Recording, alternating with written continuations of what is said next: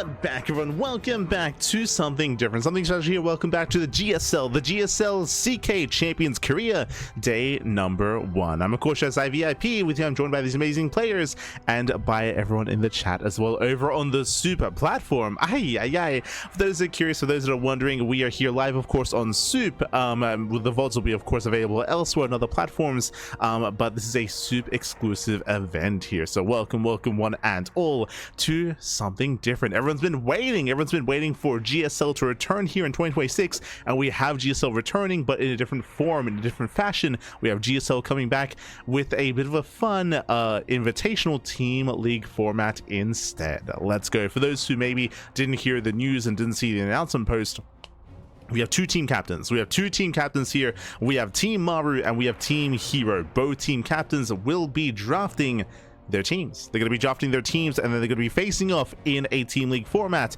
initially with a pro league format tournament. Pro league format is basically they initially reveal their lineup of players. Say like game 1, it's going to be say Classic versus Bunny or Solar versus Creator, for example. For game 2, they're all going to be listed, they're all going to be set up, and they're all going to be facing off against each other in that kind of overall greater best of 7, but in that 1v1 format. Best of 1s, of course, bear that in mind. Meanwhile, all kill format is when the winner stays on until they get knocked out. So you say you field Classic, and if Classic beats Bunny, Classic stays on. Classic beats Solar, Classic stays on. Classic then can take down Creator or Nightmare until he gets knocked down, and then we have that back and forth. So 2 different formats, 2 different series. One will be Pro League, the other will be all kill. Oh boy. And potentially the ace match at the end, if we make it to the ace match. Basically, if Team Maru wins the Pro League format and Team Maru wins the all kill format, they win the series. But if Team Maru wins the Pro League and then herO wins the all kill, then we have an ace match at the very end. Oh boy, we'll have that ace match. But currently the teams are being drafted as we speak. So I do apologize for the delay here, but we do have our teams being drafted. For those that are curious of what players will be involved here tonight, well, we have, of course, herO and Maru that are on opposing teams, opposing factions, if you will. And the players that can be drafted upon are Korean players. Here in the Korean scene, we have Solar, we have Classic, we have Cure, SOS, Zoun, ByuN, SHIN, Rogue, Bunny, Nightmare, and Creator. So we have a massive lineup here of players, and we're about to be drafted upon to be able to formulate and construct our teams and face off. It is going to be, I believe, a snake kind of drafting process. So first one player, then the other, then the other, then the other. Sorry, one team captain, then the other, then the other, then the other. So they'll take turns. I believe they'll take turns when it comes to picking their players and picking their rosters. And again, that is happening as we speak. Just catching up in the chat. Just catching up. Psychons in the chat. I see Roxas in the chat as well. Kronos as well. Bienvenidos, bienvenidos. Annyeong haseyo, papi. Annyeong haseyo. Drafting on stage. Yes, yes. Oh, there you go. Maru has picked ByuN. herO, he's picked Classic and SHIN. Okay. Maru getting Solar. Are they, sorry, Kronos, are they being drafted on herO's stream? I know that they're on voice chat, and I believe that right, I believe herO is in call with them, if I'm not mistaken. herO, of course, is casting in Korean. So I think herO is in voice with them all. Este Dongwon. Entry format, winners format, super ace match, yeah. Of course. They're drafting on herO's stream with Discord. Okay. All good. But thank you, Kronos. Thank you for letting us know.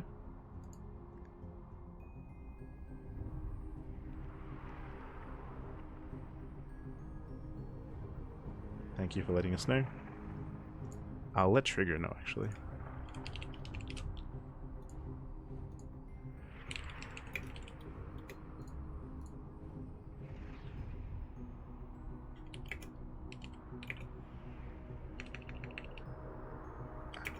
Don't worry.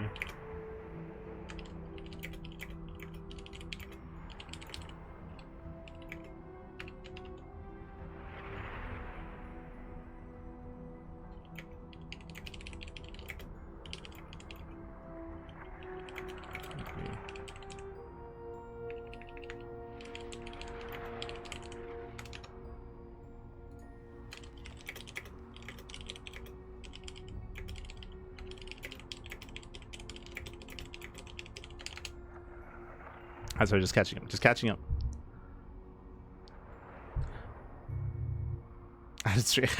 Thank you, Cyclones. Thank you.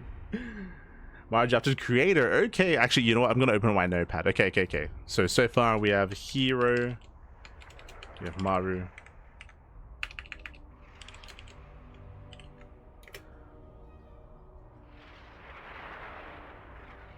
So herO, he went for classic and SHIN. Meanwhile, Maru, he went for ByuN first. Of course he did.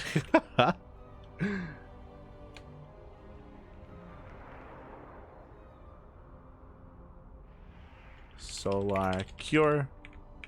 herO, he went Bunny, true. And Rogue. Okay.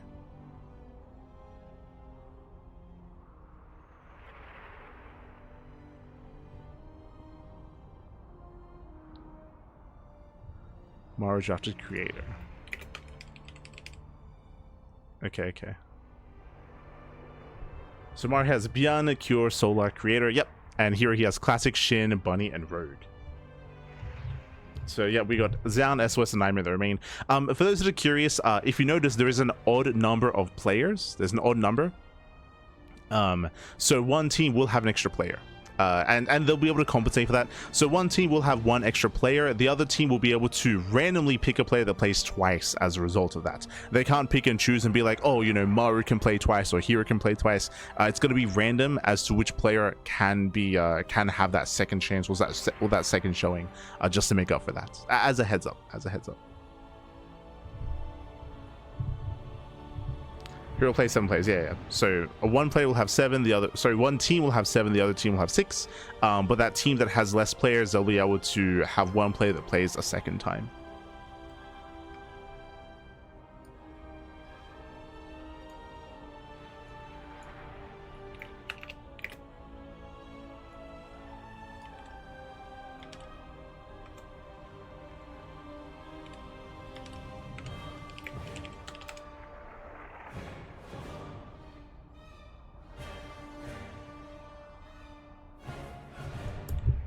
Cool. So yeah, we're still kind of lying in wait as to okay, herO drafted Nightmare next. Okay, Nightmare over Zoun. That's a bold move, not gonna lie. I would rate Zoun above Nightmare. So interesting choice out of herO. Very interesting. Going for Nightmare. It's yo, the drama. He didn't pick SOS. True. They've got history, papi. They got history. True. All comes down to IEM. Always.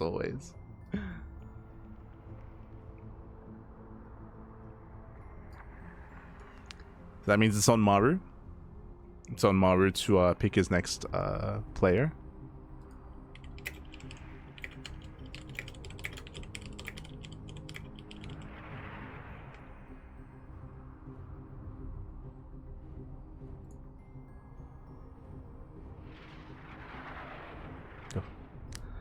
And I feel like, especially because, you know, they're on the same team, it would make sense for Maru to pick Zoun. It'd be kind of weird if he didn't.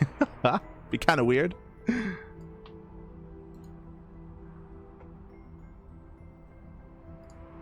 know, they're both Vitality boys. Oh, and they're being split off into their own respective Discord groups. Okay.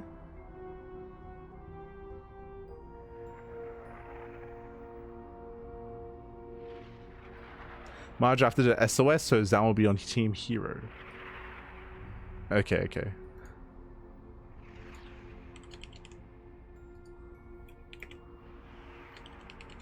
There you go.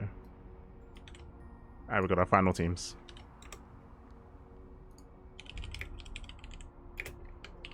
We have a final team. So Team herO is going to be consisting of Classic, SHIN, Bunny, Rogue, Nightmare, and Zoun.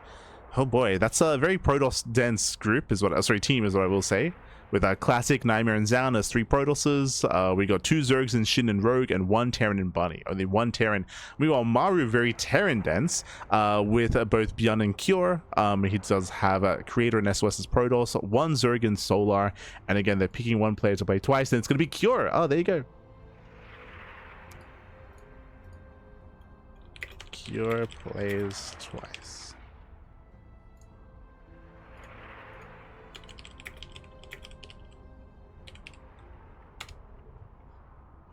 Beautiful.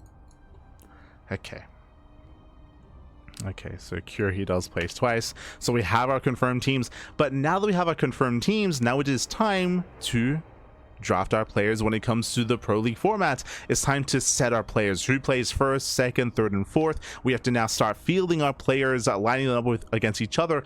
I believe it's going to be blind fielding. So basically, the team captains are going to be picking their lineups, picking who gets sent out on one map in what game. They'll be sending that to the admin, and then the admin will be able to reveal that to the public. I believe that's going to be the process here. So no one has the advantage of knowing who goes up against who ahead of time, and who's going to be fielded where. But coming into our next format here, or sorry, coming into the Pro League format, now it's going to be up to our teams to kind of allocate their players. Allocate our players.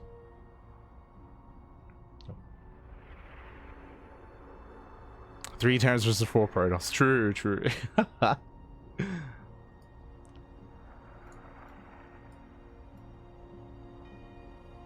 First round map at 10,000 feet, Old Republic, Mothership, Winter Madness, Title Citadel, Celestial Enclave, and Tourmaline. Let's go. So we have our maps, and then the teams are going to be picking who, and they're going to be deciding amongst themselves. I can let you know that right now each team are in voice chat together. So all of Team Hero, they're all in voice together. All of Team Maru, they're all in voice together right now, and they're all deciding amongst themselves who plays on what map.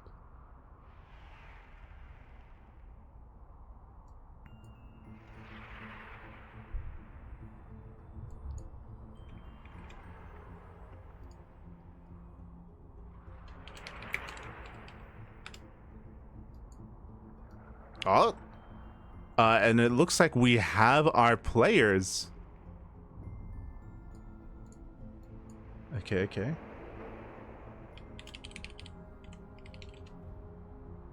Looks like we have our players here. Un momento. Unfortunately, because I'm in the Discord server, it's all in Korean, so I cannot translate. I can't.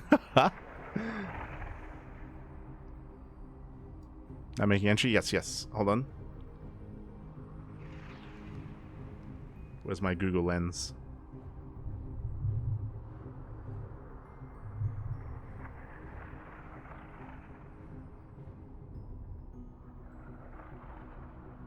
Okay. So we have our map order. Title Celestial Tourmaline. Yep. Title Citadel. Celestial Enclave. Tourmaline. Beautiful. We need CranKy license Korean classes. It's hey, we got Kronos for that. Okay, we got a real Korean for that. True, true.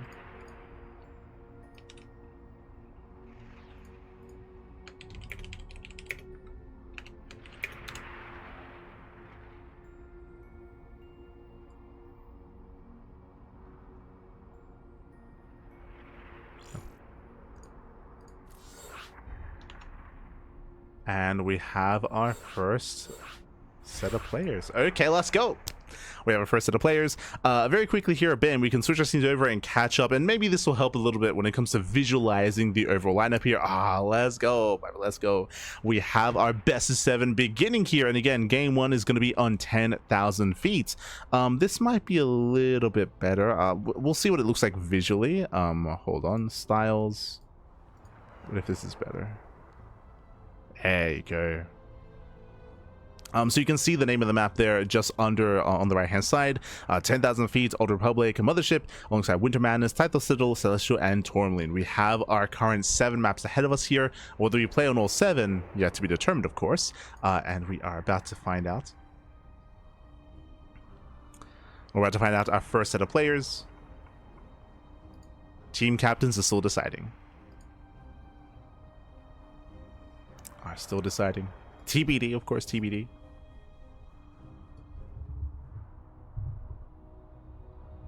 My favorites in this, but the journey is the key. It's one of those things where, I mean, it's gonna be a wild one here, of course. Like both Maru and herO, they're both amazing players in their own rights. They have got, you know, the best players in Korea facing off against each other here as well, and it's hard to really call anything right now, just because of the Pro League format. Remember, these are all best of ones. These are all going to be best of ones, and there are some players that have better matchups than others when it comes to, you know, ZVZ or TVZ or TVP as well.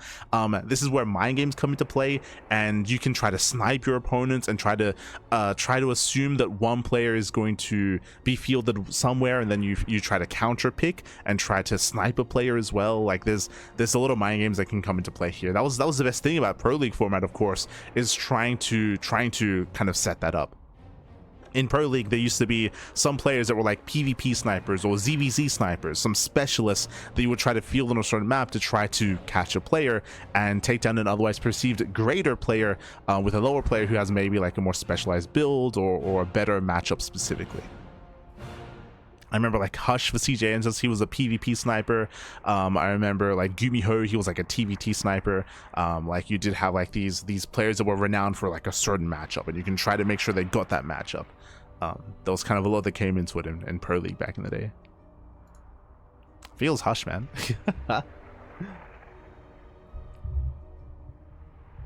Korean classes, yes.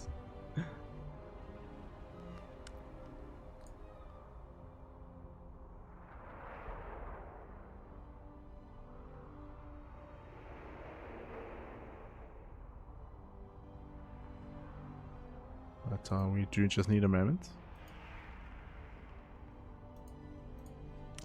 We do just need a moment here,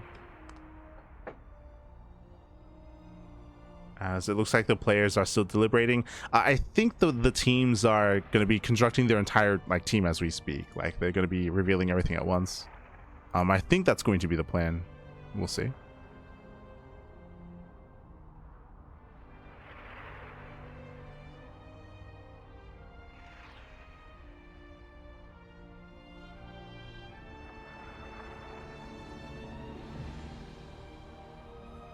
Doing so much. Thank you, thank you as well. Thank you so much for helping us out. Thank you. We appreciate it. We appreciate it. We'd be lost without you, Cronus. Be lost without you. Thank you. Thank you. Este Cronus.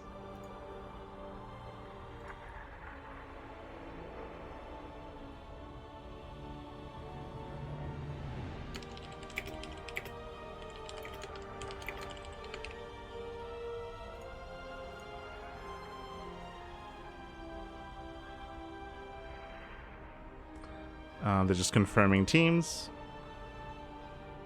confirming rosters, and we'll soon have our lineups. We'll get there, but we'll get there. Also, I guess I should mention this as well. If you wanted to watch the POV of some of these players, I don't think all of them, but I think most of them are streaming on their personal soup channels. That's also like a bit of a cross promotion here.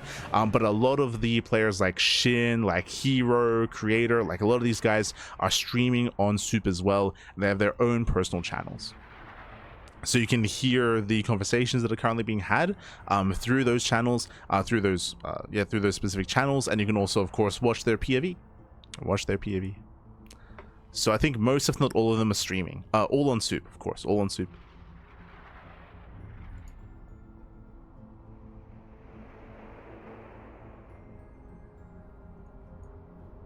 They're all souping it up.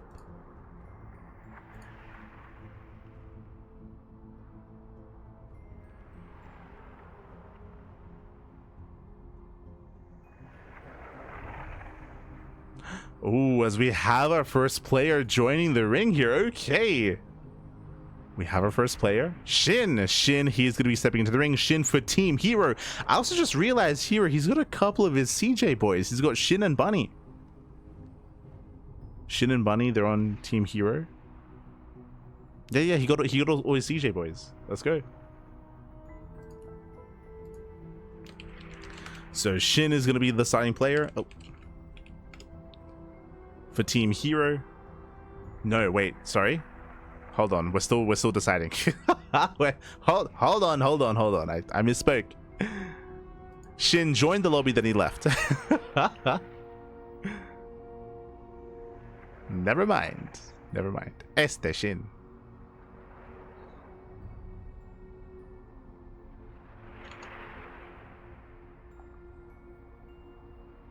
They're still deciding. They're still deciding.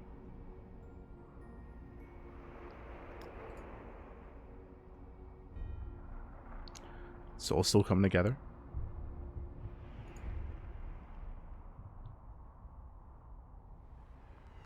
Just checked. It looks like nearly everyone who's playing is streaming. Oh, there you go. There you go. Yeah, I think the majority, if not all, of the players that are streaming, sorry, that are playing are streaming. I think that's like a prerequisite, maybe.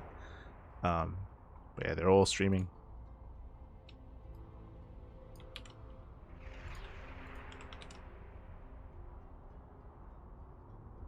And it looks like herO is letting us know that he's about to reveal the final lineups.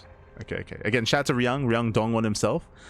He is, of course, the official Korean caster for the event.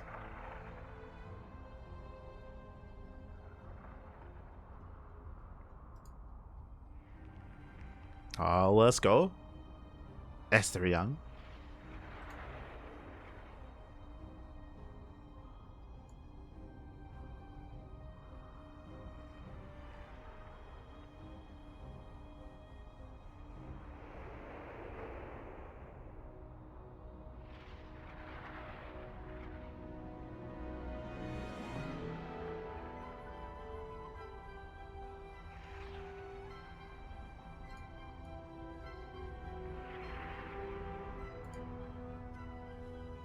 Yeah, it's cool that they're all streaming on Soup.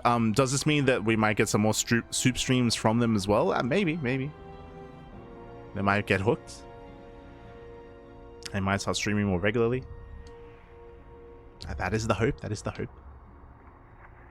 I know that herO, of course, has been streaming on Soup for quite some time now. We have streamed here on this platform in the past. If you look at our channel, if you look at our VODs, we were casting the Africa Champions Cup. That was back when Soup was Africa. That was back in like 2023, like a couple of years ago. So there are VODs on this channel from our time casting some Africa events. But otherwise, we're usually live on other platforms. But yeah, big shout out to Soup, of course. Big shout out to Soup for hosting, for running the event, for bringing GSL back, and in a fun way as well, right? It's like in a format that I don't think we really expected to see again, right? It's like so many people have been yearning for a Pro League-esque event, and WTL kind of filled those shoes a little bit, but they have their own unique format, of course. They have their own unique format. Having like proper Pro League 1v1 again, at least in some form and some iteration, I appreciate it. I do appreciate it, of course. Still, it's online or quite an offline event, but a nice little holdover here to kind of keep us satiated as we're kind of in the off season, kind of getting back into the swing of things with all these big events starting up, with like Star Zagora happening in Bulgaria. We just finished all these big Chinese events as well. A lot of these players are in form as a result of that. True. A lot of them are in form. herO's been winning everything. Maru's been excelling as well. I mean, there's a reason why they're the two team captains. I think everyone would agree that herO and Maru are the best players in Korea right now. 100%. They are the best. So we couldn't have them on the same team. Couldn't have them.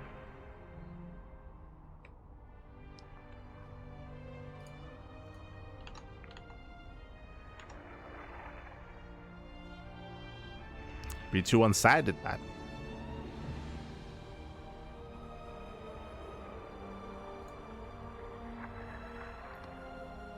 And again, we're still just waiting here for herO to announce.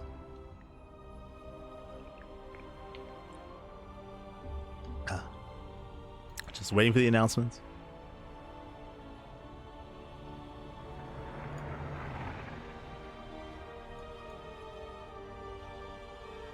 herO.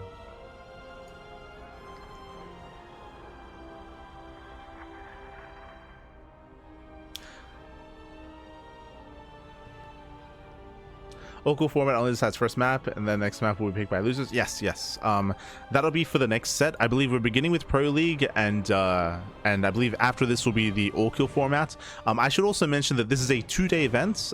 This is day 1, and next week will be live with day 2. So 2 days of the event. I believe we will still be hosting the all-kill format today as well, but I think we might be redrafting next week. I'm not entirely certain if we're going to be keeping the teams the same or redrafting redrafting next week? We'll find out, I guess. We'll I can't say with certainty how next week's event is going to unfold and whether we redraft or not.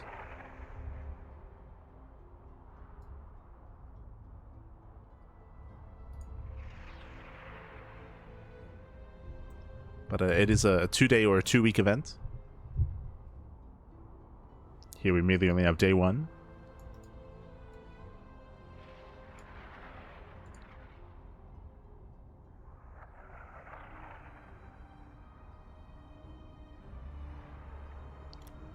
Oh, revealed. Oh, let's go. We have a reveal. Cure versus herO. Okay, Cure, he does step into the ring here for Team Maru. Cure is going to be the starting player. Actually, you know what? I can do it here. This might be a little bit better. Revealed. We have a Cure versus herO. I think coming up first. Followed by Solar versus Classic. Bam. Solar. Classic. ByuN versus SHIN. SOS versus Zoun. ByuN versus SHIN. SOS. Going up against Zoun. Creator versus Bunny. Maru versus Rogue.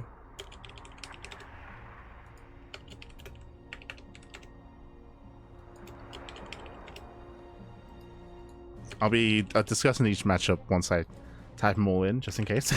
Okay, and then we have our revive match at the very end. So here we go. We have our finalized lineups here. From the top, Cure versus herO. Already a spicy matchup to begin with. Cure, you can argue he has some of the best TVP in the world. It's definitely up there. And Cure, he's one of the few Terran players that can make herO bleed, especially in a best of 1. So even though herO, he's coming out as the captain, right? He's coming out to lead his team, to lead the charge. Cure is one that can stop him. So bold move for Team herO to field herO first, and we'll see if Cure can stop him.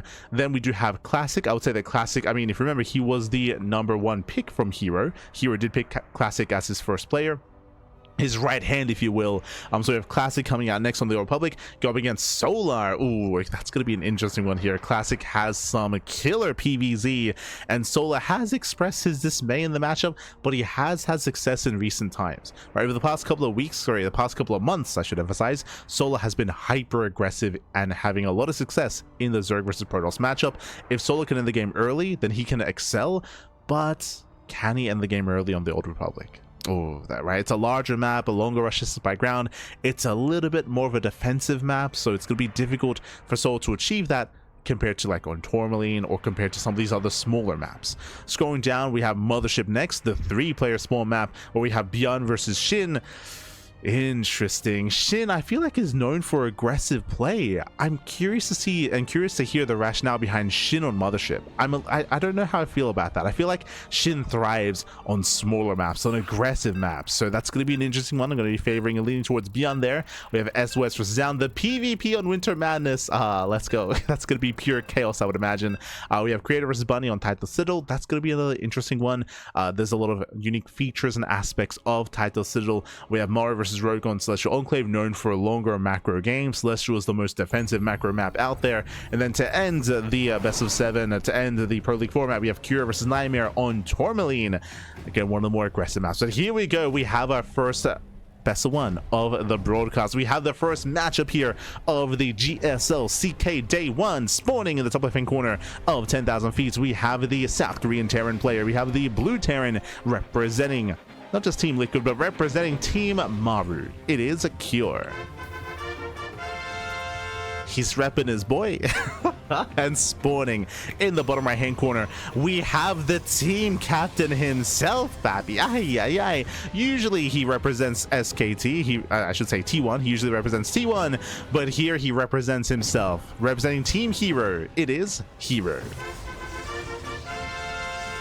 Oh, captain, my captain. Let's go, baby. Let's go. But we do have our first best of 1, and as a reminder, this is a best of 1 Pro League format, I mean, I say Pro League format, typically for Pro League, you have a couple of days notice ahead of time as to who your opponent is to prepare. Technically, the more time that passes, the more time the other players have to think about their match and to prepare for their series. True, like every second, every minute does count, because Classic, he can prepare, he can prepare for Solar, SOS can prepare for Zoun. They do have some precious time here to get ready for their upcoming game and their upcoming match. Meanwhile, Cure and herO, no time at all. And that might be another factor, right? Like, herO, he's the kind of player that thrives on thinking on his feet, right? I think we can all agree with that. Like, herO, he's a very chaotic, a very dynamic player. He thinks on the fly. It's very apparent that sometimes he doesn't necessarily think some things through, and he just, you know, he's all about vibes, right? He's all about vibes, and being the first player out, you know, he can thrive, he can excel in that kind of environment. We'll see how Cure is able to handle the more chaotic nature of herO. We go for an economic opener, racks expand into a very fast second racks, and this could be the beginning of a 3-rack stim timing. Oh boy. So we do have a hyper aggression out of Cure.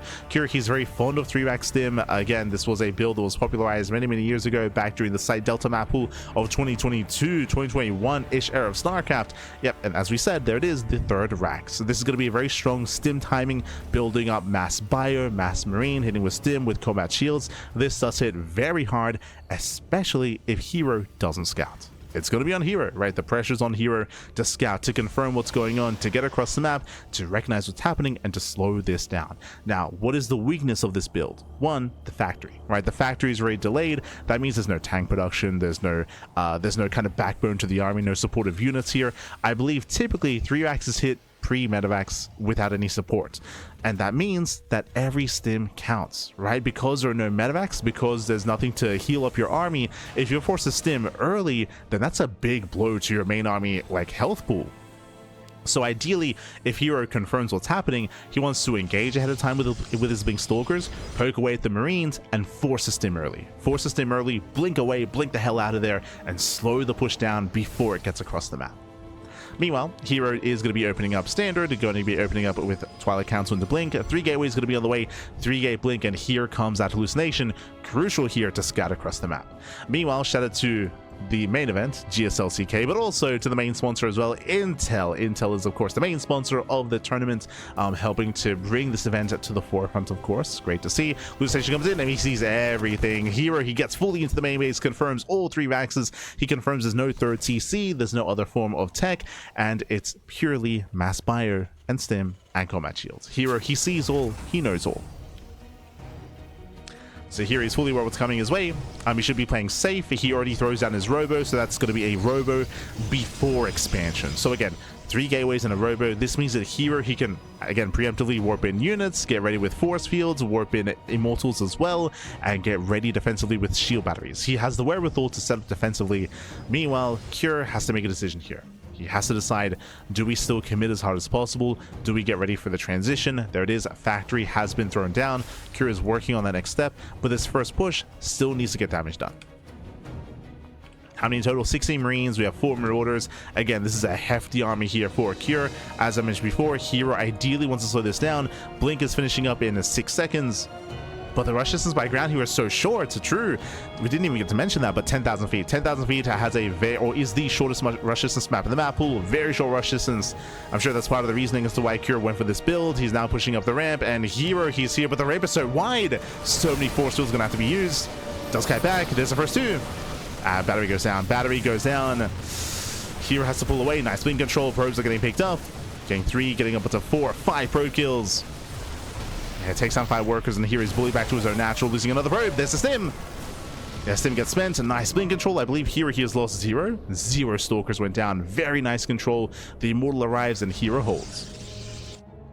Here he holds on. He saves the expansion, but it does cost him 6 probes. 6 probes, a shield battery, a pylon. Cure got some damage done, but what's important about what just happened here? Cure, he preserved the army. He just came back home, and hey, what did he lose? He lost 6 Marines. He saved all the Marauders. He saved all the Marauders. He saved 10 Marines as well. And he can preserve this for a later timing. So it wasn't a bad start for herO. Ideally, he would have killed the base and killed herO, but herO, you know, his blink control was on point, a really nice use of the force fields, really nice use of the choke point as well. Again, it would have been a mistake to try to force field the ramp because the ramp on this map is so wide, so he actually pulled back to his choke point here at the natural, pulled back to the shield battery, and made use of that SimCity instead. So really smart moves out of herO, but herO now has a reinforced army. He stims in. Yeah, does him in, shows some force fields. Guardian Shield gets activated, the initial immortal goes down, the battery's not done in time. Yeah, battery just now finishing up, but overall a better trade for herO. He snipes the immortal. Oh no, the surround! We do have the surround. Here he attempts to flank. And here can he hunt down those marauders, gets out the 2 marines. Yeah, 1, 2 marines get picked up. Ooh, herO overextends, and here he gets caught out. He gets caught out here, bleeding out stalkers, losing the immortal as well. Yeah, the immortal cannot get away, doesn't escape. Heavy losses here for herO. That wasn't worth it, losing everything. He still has a couple of stalkers remaining, but those are expensive trades here for herO. Still trying to keep up. Oh, doesn't quite get them in the back. Yeah, Observer gets caught. herO does pull away. And herO, he is building up. 3rd TC's already in production. We have our eBay, we have +1. Viking production underway. At the same time, herO also switching to Colossus. And here he's not slowing down. Here he may have lost some key units here, but he's still keeping up the pressure. Posturing here at the natural, drop into the main base. SCV's going to be going down, going for the warp in, and herO's distracted. Yeah, herO, he's distracted. Baits out the mine shots, nice bait out of herO. Blinks away. 4 SCV kills, denied mining, and no major critical damage. But the prism doesn't get away. No, it does not get away. But that's still going to be 5 SCVs. The gas geyser as well. The assimilator going for add-ons. It doesn't. Oh, actually, will get the tech lab. Okay, stuck with A move. Yeah, the arm will stuck with A move. Tech lab goes down. Nice weak out of herO, and herO does get away. He blinks away, getting his 4th base. Colossus production has begun. Again, very kind of high-paced game here at a herO and herO as well. Backing off, rotating, pivoting around, still poking back in. But finally, things slow down. Whew, okay, things do slow down. herO, he establishes his 3rd base. herO getting his own 4th up and running. We're building up our economies. herO, his own worker count is looking decent. And likewise, he's getting into his Colossus as well. Already up to 2 Colossi. Meanwhile, it's going to be up to herO to turtle up and to build up and perfect his army. He's getting a 2nd starport. 2nd starport, Mass Viking. Academy's on the way for Ghost production as well. herO, he is building up.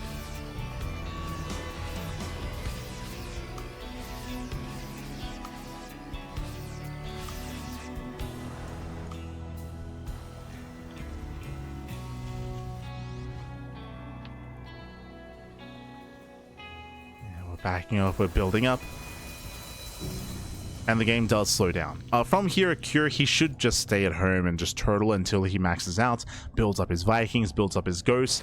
He can be active with drops. As you can see here, we have a couple of medevacs peeling off to be somewhat active on the map, but it's going to be up to herO to mass expand, right? To mass expand and to contain herO here on 10,000 feet. Now that the 3rd base has gotten up and running, it is quite easy to secure yourself on 4 bases, specifically this 4th base here. As you can see, the natural 3rd and 4th are all very centralized. They're all here on the same screen, actually. So rotating and defending back and forth here is a little bit easier compared to other maps. It's all very centralized, specifically the 4th and the 3rd. So it is difficult to break a turtling 4-base player. And herO, he should establish a 4th as a result. Because of that, it's going to be on herO not to deny and delay the 4th base, but to deny and delay the 5th expansion, typically.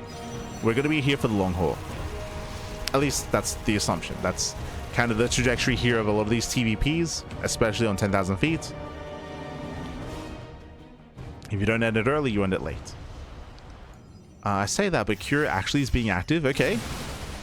herO's being active. He's got 4 ghosts of the main army. He's got some EMPs. Speaking of, EMP goes off, grazing the stalkers. No major connection. Nothing major. Prism gets in. Does step by. Yeah, here he gets into the main base. He punishes the move out. herO racing back home, peeling off some of his forces. Here is moving in. Yeah, he does push forward, getting within range of the mineral line. Does overextend though. The boys are being pulled. He's going to get all the SCVs. Oh my god. Every SCV goes down. 33 SCVs. Ay, ay, ay. The economy just crumbles. A Zelta popping off in the main base. 33 workers. That is insane. Oh god. I'm dying. That is insane damage being dealt, and herO backs up and Cure is crippled. I just spoke about how it's relatively easy to defend on 4 bases, but the main base was exposed, and Cure, he was forced to split up his army. He even pulled the boys into the Colossus, and they just melted. They melted. Now Cure is all in. Cure is all in. He has no economy. He has no follow-up. He has to commit across the map. He has to go for it. Okay, what do we have? We have 7 Vikings. 7 Vikings, 7 Ghosts. The Terran army here is looking terrifying, actually. Nice EPs. Yeah, nice EPs. Nice concave. Terran army is breaking through the Zealots, getting into the Colossus. 1 Colossus is going to go down. Up, barely 1. No shot. 2 HP. The 2 HP Colossus sneezed on him. He lives. Somehow, some way. The Colossus barely survives. And with that here, he's stabilizing. That was it. Like that was Cure's moment. Remember, Cure's on 40. Sorry, he's on 38 SCVs, under 40. Under 40 workers. Mules are good, true, don't get me wrong. Mules are good, but are they that good? Not enough to make up for this kind of deficit. Now, what I will say is that thankfully herO has yet to expand. No, sorry, my apologies. He has a 5th. No, he's fine. I was going to say he doesn't have a 5th base, so he's mining inefficiently. But no, he's got a 5th base fully operational. He's up 2 bases compared to the Terran. herO's already remaxed. Now with Disruptors, Purification Novas have arrived. Show us those Novas. And now that there are Disruptors, now the Vikings and Ghosts are less effective. Ghosts are ideal against High Templar because EMPs do strip away their shields, strip away the energy. Likewise, Vikings, they do a great job hunting down Colossus, but against Disruptors, it's a little bit more difficult. They're a powerful zoning tool. herO moves in. First Nova goes off into the mineral line. Doesn't quite connect. Yeah, workers that were naturally split. There was naturally just this gap. Prison back into the main. This time Cure's ready. Fool me once. Never fool me again, pappy. True. You know, Davis gets sent out. Oof. 1 Nova does connect. 1 Nova connects. Zelarame does hit the 4th. No planetary. And Warpins continue. That's a proxy set up. Now we're up to 3 Novas. Nova does. Ooh. Graze the army. Catching out a Ghost. Catching out a Ghost. Army does collapse in. Nice EPs. Better concave here for herO, but the Nova does go off. Does connect with the Ghost. Here he has to back up. He has to pull away. Again, pushing into the concave. Nova does connect. But he has to get out of here. Yeah, such a massive, terrifying Terran army here. Collapsing on the Colossus. At the same time, Zelarame is getting out of hand. More SCVs are going down. The workers, not again. And Cure commits. He commits in, and Cure, he will dominate this fight. Catching all the Colossus, the Disruptors. Cure, he's got to keep going. Again, he is all in. He lost another 23 SCVs. He's down to 24 workers. Again, he's down to a 1 base economy. He's down to 1 base. He needs to end it. The Zealots, they just keep coming. That also means no defensive warpins. Oh. Yeah, no defensive warpins are warped in across the map instead. Here we go. Warping in 13 Stalkers, 3 Colossus at a time. The boys are being pulled. And we come in for this round. 1 Colossus gets caught. But here he's done it. Here he has done it. He will overwhelm the army. Vikings forced to lift. There's barely anything on the ground. And here he survives. He defends. And the soup is lying to you. Not the platform, but the supply. The supply is lying to you here. As a Cure, he has an equivalent almost army supply. But what about the economy? herO can afford to reinforce. Cure cannot. Cure, he is broke. He is broke. He's muling as hard as he can. The longer this goes on, the better it is for herO. Cure's on a timer. We gotta go. We gotta send it.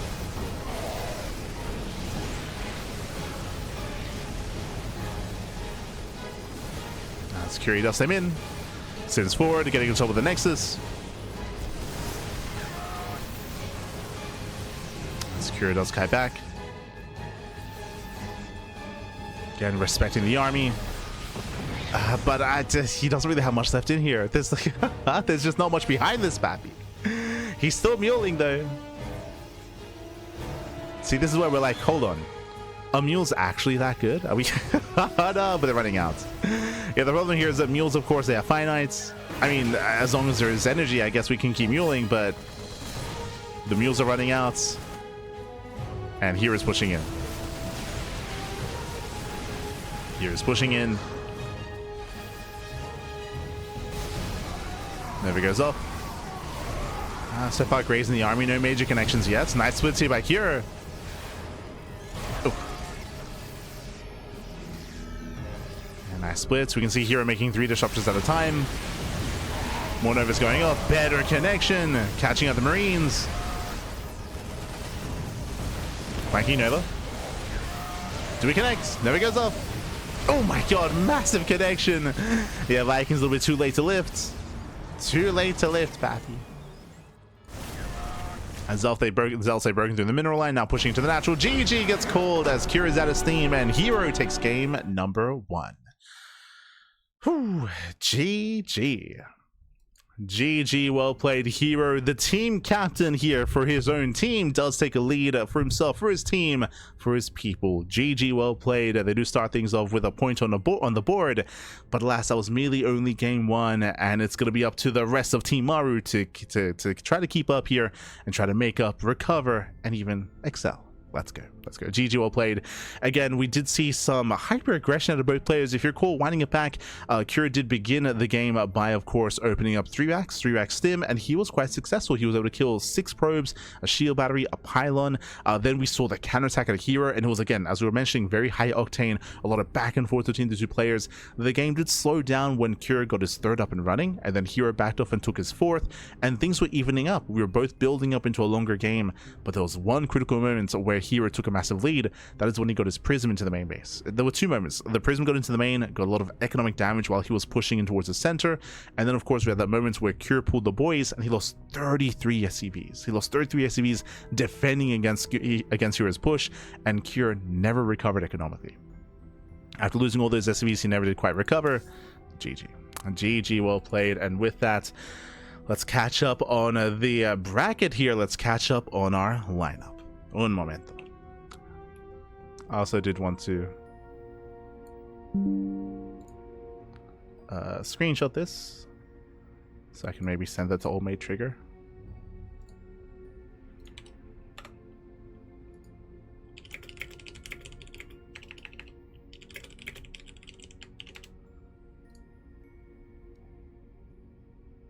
There we go.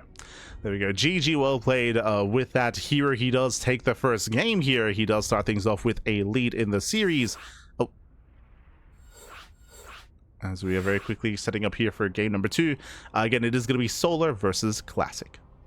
Oh boy. Solar versus Classic on the Old Republic. And you can see the rest of the best of ones ahead of us as well. You can see them all.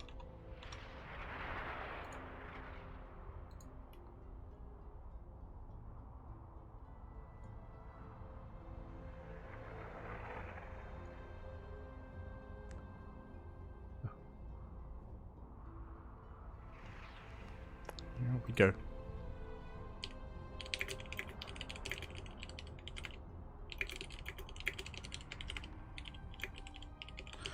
Sorry, I'm just trying to double check here.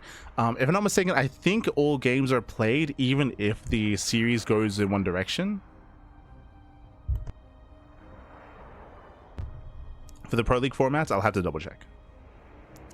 We'll have to double check here. But again, you know, here he does take a lead here for his team. Does lead his team. Catching up.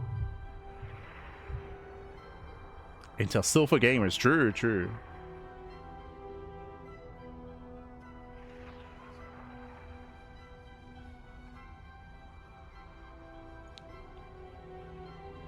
Yeah.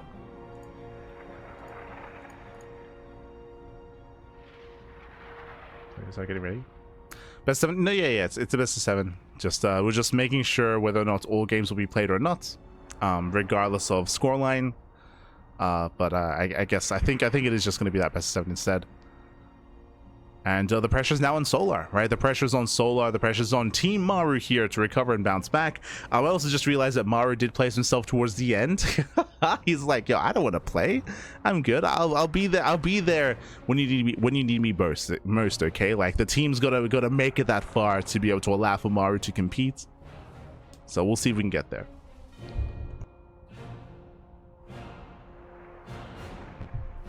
We shall see. As again, Solo versus Classic is going to be our next matchup here.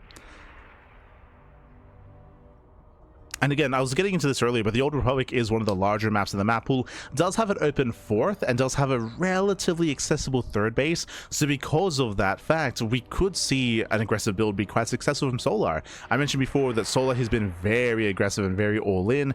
In ZVP, he's been shying away a lot from the late game, so we're expecting some more aggression out of him here, right? We're expecting some kind of 3-base play and 3-base all-in.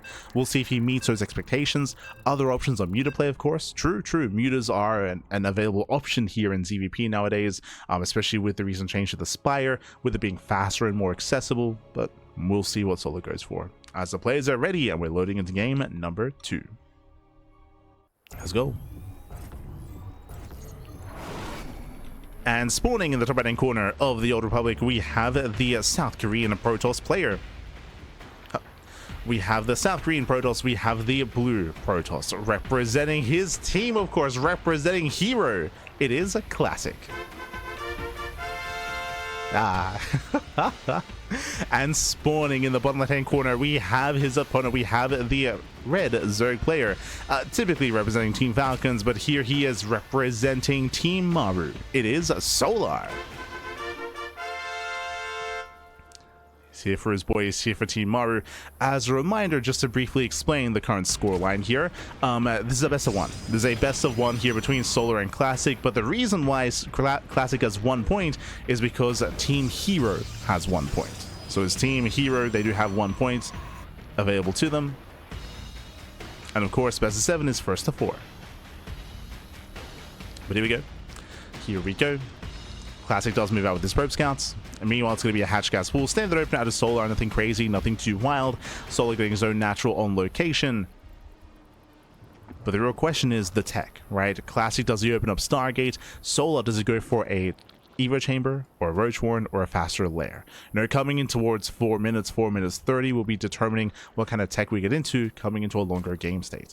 Until then, there's going to be a bit of a skill check, of course. Classic is going to be disrupting the mining in the early game. Adept should be moving out to harass. Oracle's going to be moving out to harass. It'll all be about Solar minimizing losses and trying to build up in towards that early to mid game. And we'll see if Solar can get there unscathed. We'll see if we can build up. Not all games played. Yeah, okay. Not all games played. Just confirming.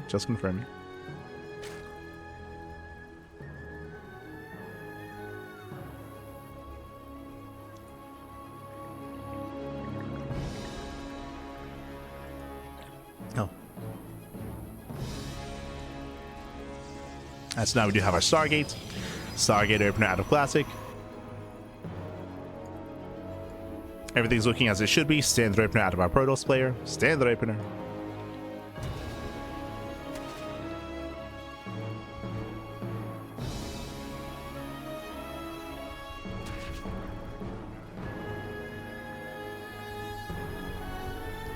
And from here, we should be opening up Oracle. Now, technically, we could go for a Void Ray opener. The purpose of the Void Ray would be to hunt down Overlords, deny vision, and deny scouting, and to try to keep Solar in the dark and hide some tech. That may be an option here for Classic. We'll see. Otherwise, the first Adept does move out. Classic poking in. He does poke forward. Once again, just threatening the mineral line.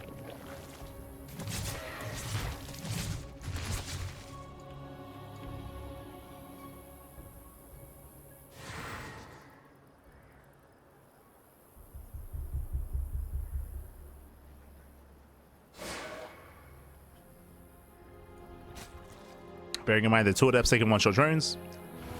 And Solar, he has to respect it. He has to respect the Adepts. He's busy back at home.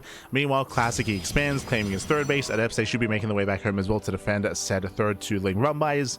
And we have the answer here to the question of whether we go Oracle or Void Ray. It is going to be Oracle. So Oracle first at a Classic standard opener. Meanwhile, we have our tech of choice here just under 4 minutes. It's going to be the Evo Chamber. So Solar is going and setting up for +1 melee early Evo Chamber into Ling Hydra. Now, typically when you go for an Evo Chamber this quickly, the reason why we say it's going to be +1 melee is because we're investing into the chamber. We're not investing into a early Roach Warren or into a Bane Nest or into a fast lair. It is going to be +1 melee. Oh, Adept said he commits to the shade. And he commits in, he gets one. 2 drones going down, not bad. Do we get 3? Not quite. Yeah, not quite here. Both Adepts will get picked off. This should trigger a counterattack. As both Adepts do fall, Oracles they poke in, they get 1 more drone, 3 in total. And here comes Solar. Now there's nothing keeping the Lings back at home. Now that he knows the Adepts have been dealt with, he can move out across the map. Back at home, there is 1 Adept to defend, and there should be additional Oracles. Yeah, the Oracles, they race back to defend. Classic, he knows that the Lings are unaccounted for. And these Zerglings, they might even find some probes. Oh, gets 1. Gets 1 probe. Gets a 2nd probe as well. Nice damage here by Solar. And we have a back and forth. Classic killed 3 drones across the map. Solar kills 2 probes. So we have that back and forth. The Overlord does get into the main base. We do have a Forge and Twilight Council follow-up. Standard follow-up here out of Classic. Going into +1 and Blink. Into the mid game. Everything's looking normal. Everything's looking as it should. Oof. A lot of Lings do get caught out though. Some heavy losses here for Solar. Back at home, there's that melee upgrade that we spoke about, as to be expected. What isn't to be expected, though, is the Bailey Nest. It's very common to see players skip their Bailey Nest and go straight Ling Hydra, but here we have the Nest to go into Ling Bane Hydra. I say that the Bailey Nest also keeps us safe. If, for example, Glaive Depths are coming or Charge was coming, Solo would be ready for that. So it's a bit of a safe approach here. Ooh, as the Queen gets picked up. Oh my god. A bit of miscontrol there by Classic. He pulled away too soon. The Queen barely survives. That's still gonna be 5 dead drones though. Oh, still 5 dead workers. Queen did get away. And again, Solar, he's building up into that Ling Bane Hydra setup. He's getting there. As Solar's taking, we do have a Classic building up into Storm. 1 Stalker gets caught out. Nice around.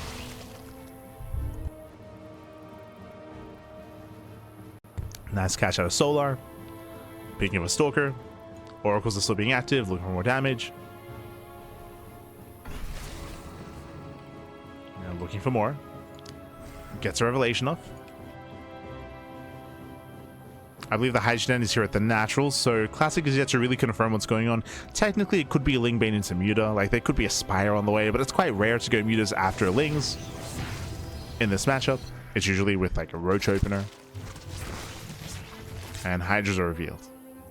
Yeah, Classic is fully aware as the Oracle gets picked up. Gets sniped out of the sky. Solar getting a 5th base, sorry, getting a 5th expansion, joining up to 84. Max saturation. And Solo looking to max out on Ling Bane Hydra. Meanwhile, Classic is now being active, now moving out. And we'll see what he can get done. Bearing in mind that Classic, he does have some High Templar, but they're still back at home. Right? The Templar are back at home. They're not with the main army. Storm is not going to be a factor here.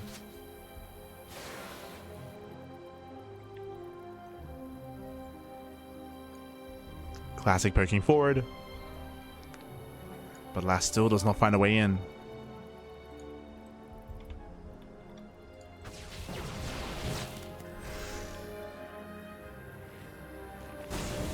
Same time, Bailey run by across the map does force out a Storm. 2 Storms even. 2 Storms to spend. We're down to 3. 3 Storms remaining. Solar, he's almost maxed out. And it's on Classic here to survive this, to defend. He's setting up his cannons, shield batteries. And there's the first Storm. Massive one of the Zerglings. Oh my god. That's so many Zerglings going down. That was crazy. 35 Zerglings. Crazy pickups. And we need more of that. Now, I should also mention as well that Solar, yes, he's on a high drone count of 84, but no, Solar, he has no tech. No infestation bit, no lurker den. Solar, he's basically lair tech all in, right? He's very, very committed on a lower tech army. If he fails to kill, then he falls behind. So he's going to commit, and he has to break through. Bailey's rolling forward. Can they get into the High Templar? Oh, not quite. Yeah, Bailey's, they do not make it through. Bailey's are zoned away. There's still another Storm. Yeah, Storm connects. A couple of Bailey's do connect. The High Templar going down. No more Templar left.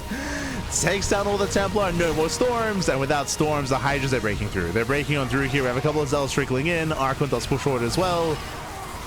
But it looks like Solar is breaking through. Takes down the Archon. Breaks through the High Templar. The Storms were good, but now there's 0 High Templar left. He needs more Storms. Classic, he needs 1 or 2 more Storms. And Soul's not slowing down. He knows he's close. He knows he's close here to breaking Classic. If not, he already has. But he already has. Here comes 1 Storm. Forcing out the Archon. Storm did graze the army. But Solar, he is on it. He pushes it into the mineral line. He's crippling the economy, catching up the Zealots. And Solar is overwhelming. The 4th goes down. Classic, he fails to defend the 4th base. And with that Solar, he will fight back for his team. He'll fight back for Maru. He's fighting back for his boy. Takes care of the Immortal, catching out the Zealots. Oh, the dance! Este Solar dancing on Classic, papi. Ay, ay, ay. He's an animal. Absolute animal here. No GG, papi. No GG. As in the end, Solar, he will fight back. He does put a point on the board. No GG. Ay, ay, ay. As again, Solar with the disrespect. Dancing here on his opponents. With that, it does put that point on the board here. Again, Classic, he was close to defending. I will say that one big moment was Classic losing the Oracle. What I mean by that is that these oracles, especially leading into the mid game, are crucial here in the defense. Even if stasis traps don't necessarily connect with some massive connections, but even delaying and disrupting the opponent's stasis traps can be a big factor. Pulsar beams as well, focusing down links, focusing down banelings. So to lose the oracles early on in the lead up to that push was a really rough start. Likewise, you saw that the first couple of storms were okay, but for the banelings to connect and to catch out, I want to say 4 High Templar, that was brutal as well. Losing those High Templar, being unable to morph them into Archons. Classic, he was late to morph them in. He was late to morph, late to react, and late to set that up to be able to have a consistent kind of buffer for his army. Did lose the High Templar there. Whereas we expect, typically, once the storms are spent, we expect those High Templar to morph into those Archons to tank more banelings and to be still a big major part of the fight. But GG. GG, well played. With that Solar, he did break the low ground, did overwhelm, and now we have our next set of players getting ready here. Let us quickly switch on over and catch up on the set of matches. Let's go. Whew, let us go. So as you can see here, we are tied 1-1. We're tied 1-1 so far. herO took the win for himself and for his team, of course, in the first game. We had Solar fighting back for Team Maru, and now we're getting ready for our next set of players. Up next is going to be ByuN versus SHIN on Mothership. Oh boy. We have our next setup, we have our next lineup, then followed by SOS and Zoun, Creator Bunny, Maru Rogue, and Cure Nightmare. Remember, this is a best of 7, and not every game is going to be played here. You know, it's first to 4. First to 4 do win. I'm hoping that Maru gets a chance to play for himself. I have to play for his own team. We'll see if we can get that far. So far, I mean, it was still, you know, back and forth, of course. We still have that back and forth, and we'll see who takes a lead in this series. Will it be Team herO? Will it be Team Maru? Will it be ByuN? Will it be SHIN? Oh boy, as we are loading into Mothership. Players are setting up.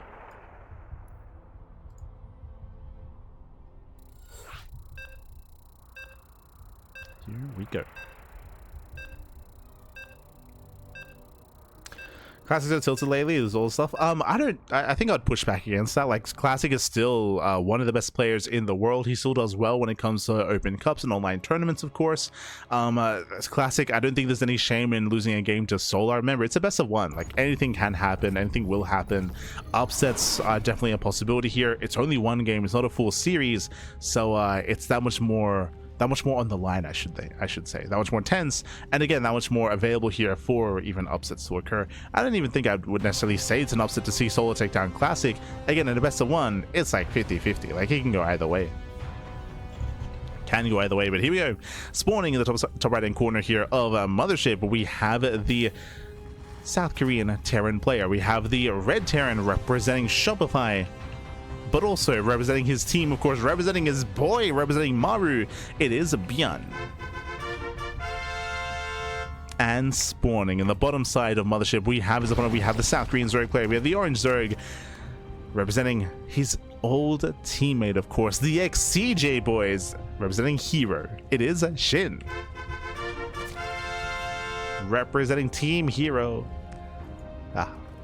Let's go and welcome here. Welcome on all to Mothership. Mothership, of course, is a big 3-player spawn map. You can spawn in top left, top right, and bottom side as well. 3 possible spawn locations, and we'll see how our players are able to scout each other, how they build up, and what SHIN gets up to. SHIN, he is a very unorthodox player. He can be very aggressive, very in your face. He can be very experimental as well. We'll see how SHIN approaches this matchup. Oh boy. I did mention previously, and I stand by it as well, CC first, by the way. CC first out of ByuN, so hyper greed out of our Terran player, but he should get away with it. He should get away with it here, so ByuN will have a boosted economy coming into the early game. But discussing the point here, SHIN, because of his aggressive nature, I do feel like he thrives on smaller maps where you can punish your opponent that much harder. On a map as big as Mothership, I question the validity of sending SHIN out on Mothership. I'll be honest. Like, it's a bold move. It's a bold move, a bold choice, and we'll see if it pays off. I'm here for it, Pappy. I'm here for it. Este SHIN. Scorecard going 1-1 because it is. It is 1-1. So very quickly, I guess we might do this every beginning of every game. But this is a best of one. It's a best of one, but it is still a best of 7 team league format here. Team Maru versus Team herO, and currently the score is 1-1. herO took 1 game and Solar took 1 game. So currently we're tied up 1-1, and this is to determine who will take a lead in the series.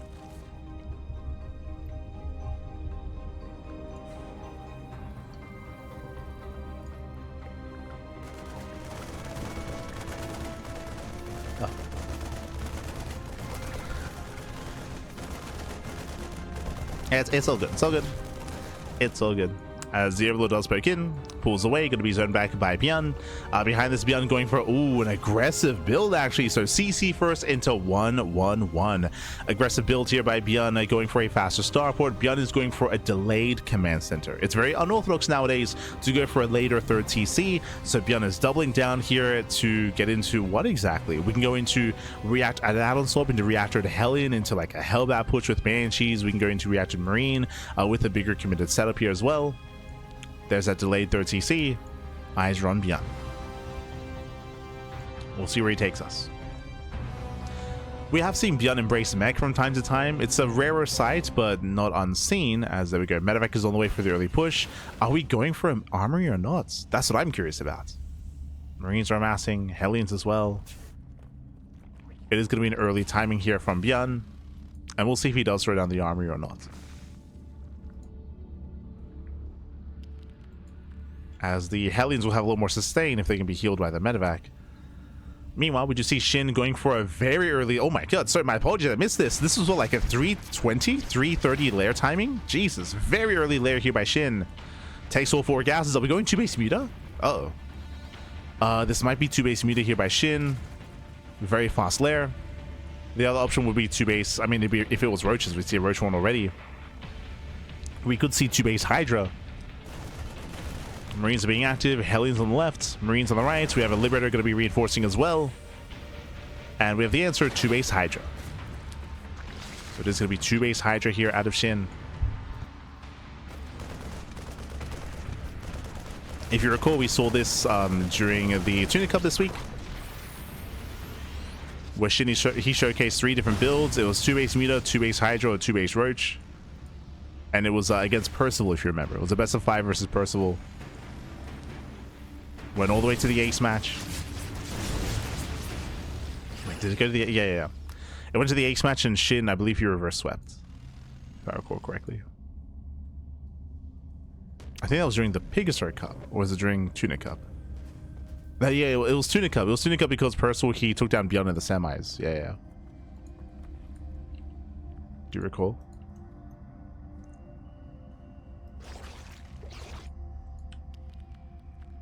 As ByuN does make his way into the main.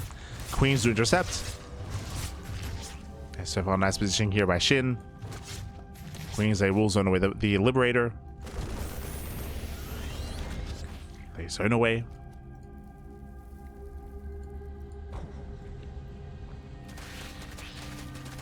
Helion's breaking forward.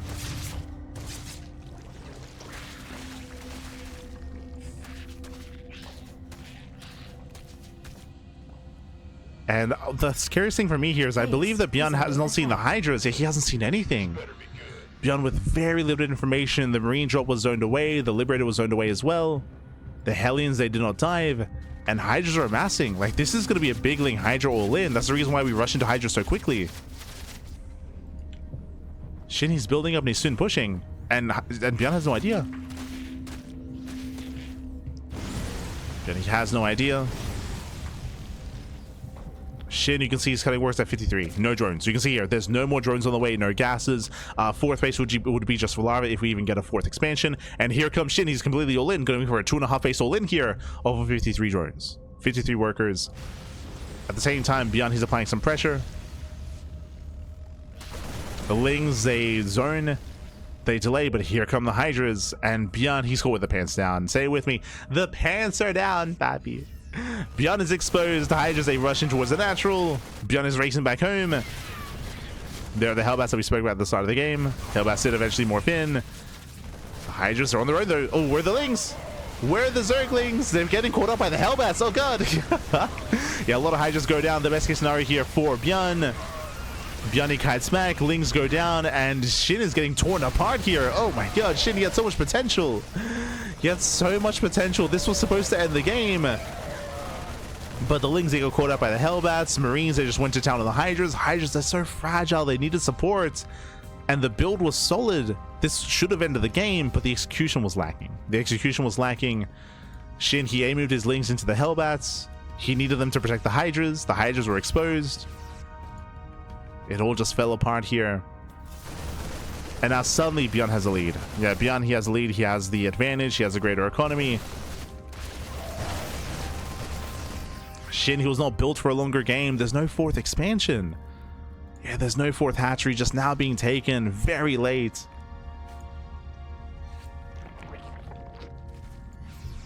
This was SHIN's game. ByuN had no idea what was happening. He had no idea.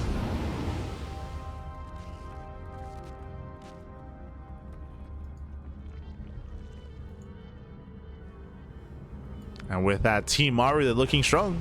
They're looking good. They're looking good, papi.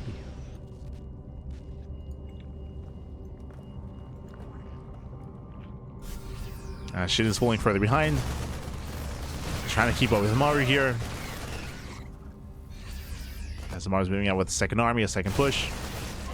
Just trading well, picking up Zerglings. Remember, there's no Bailiness, right? There's no Bailiness, there's no Bailing speed, there's no further tech, there's no Lurker Den, there's no Hive. There is a pit that's on the way to help with that, towards Infestors, I would imagine.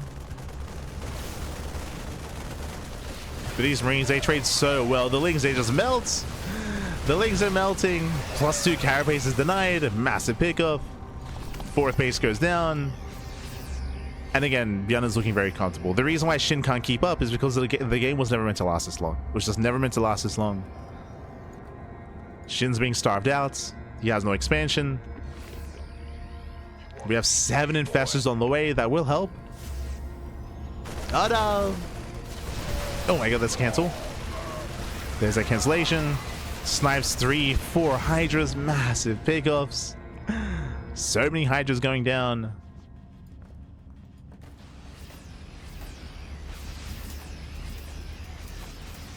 And ByuN is here to end the game. He's here to end it. He's here to stem. There are fungals, true. Fungals are available that can slow this down. Once again, the fourth base is denied. SHIN still cannot expand. He just wants a fourth base, papi. He wants a fourth. Por favor. as ByuN drops into the main. And SHIN just cannot keep up here. Lurker then gets picked off. Massive snipe. That's a kill, not a cancel. Fungal lands. Marines, they can just tank it. Yeah, Marines, they just tank the Fungals. At the same time, pushing here into the front lines as well. Infest is getting picked up. And again, here's just been a numbers game. As we mentioned, as soon as the all-in failed, there was a very low chance of SHIN recovering. Nice Fungal towards the end, catching out Marines. ByuN still hunting SHIN down, catching out another Infestor, and more Hydras are target firing. 3 more Hydras get picked up. Crazy pickups. And SHIN should never get a 4th base this game. Like, it's just not happening. As ByuN is still just rallying forward, we have 3 Infestors left. Soon to be 3 Fungals, okay. Now with these Fungal growths, potentially SHIN can maintain that 4th, or at least get it up and running. But I'm huffing a little bit of copium on that one. Oh no. Yeah, ByuN's just ensuring that never happens. As this time he's gonna get a kill. The Mind Shot! Oh my god, massive connection. Mind Shot goes up, Fungal on the main army. At the same time, ByuN does push in towards the 3rd. And again, the supply just isn't there. GG gets called, and ByuN puts a point on the board. Takes a lead for Team Maru. GG. Whew. GG, well played. ByuN does take a lead for Team Maru here. Again, SHIN, the all-in was looking solid. 53 drones, 3 bases, Ling Hydra all-in. ByuN had no idea what was coming, but ByuN, he had a triple drop active on the map. He had an army active on the map with some Hellbats. Once he realized what was happening, the Hydras, they bypassed the main army. ByuN turned around, and we had a really weird sandwich here, where we had ByuN's defensive army, then we had the Hydras, then we had ByuN's aggressive army coming back home, and then we had Lings coming in from behind. But those Lings, if you recall, they ran into the Hellbats. And the Hellbats, they tied up all those Zerglings, and because of that, what happened was the Hydras were caught in between 2 armies. They were sandwiched. They were sandwiched in between 2 Bio forces, and SHIN lost every single Hydra. Expensive losses there. If SHIN had his Lings with his Hydras, he could have fought head-on, and he would have won head-on as well. Like, he would have had a much better fight there, just because the Lings, they're built to buffer, and Hydras do so much DPS if given the room to do so. But the Hydras, they were caught on their own. Lings, they were too far out, they were too far behind, and SHIN lost everything. GG. GG, well played. With that, ByuN does take a lead here for his team, and now we're getting ready for our next best of 1 here. Team Maru, they're up 2-1 against Team herO, and up next we do have a PvP between SOS and Zoun. Let's go. Let us go. As you can see here before you, we have the lineups. And let us know if the amount of text is a little bit much. Hold on. This might look a little bit cleaner here.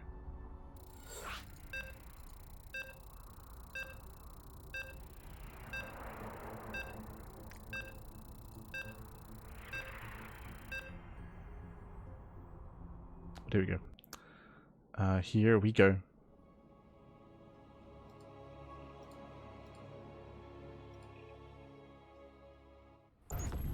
As we are getting to our next game, as we are getting to our next matchup, here we go. We have our next best of 1. And spawning in the top left-hand corner of Winter Madness, we have the red Protoss player, the red Protoss himself, typically representing onside, but here he is representing Team herO. It is Zoun. And spawning in the bottom right hand corner, we have his opponents. We have the South Korean Protoss player representing Team Maru. It is SOS.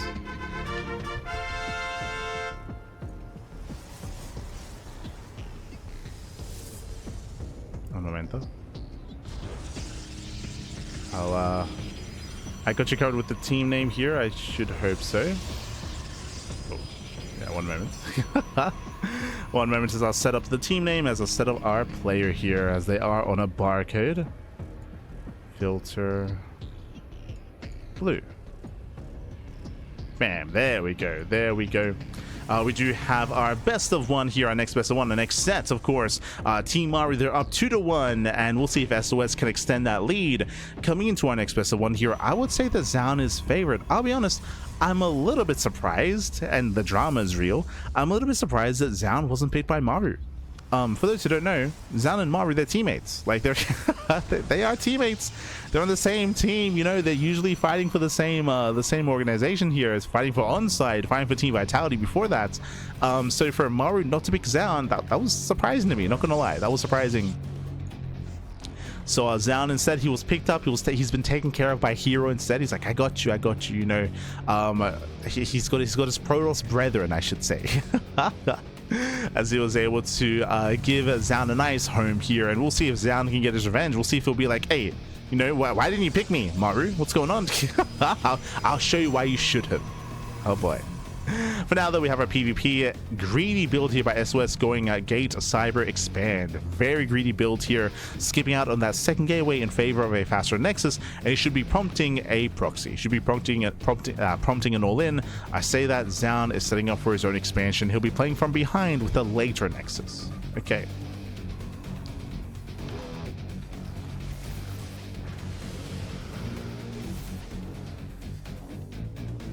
Here we go. The pants, yes. The pants were down, baby. They were down. Meanwhile, we have a Stargate to follow up here by SOS, going Stargate. If need be, can always go into Void Ray production. Head into the Void Rays. Otherwise, it should just be an Oracle opener. The pressure's on Zoun to move out. Remember, Zoun does have a later expansion. Zoun will have a worse economy unless something is done about that. That's why the adepts are active, and we're shading in towards the main. Shading the main so far, SOS is keeping up. Adept says 9 mining at least. They do threaten that natural, but no major damage yet. Zoun does shade away. Behind this, taking up in towards the Twilight Council. Do have our council working towards Blink. And Zoun, he will have a stronger mid-game here with Mass Blink Stalker. Meanwhile, we'll see if SOS can find even more economic damage by getting across the map. Remember, SOS is already ahead. He's already on 31 probes to the 29.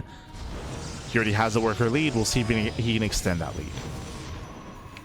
Meanwhile, Zoun, he slips into the main base. Hallucination will get a full scout of everything, confirming the Stargate, confirming the Oracle production.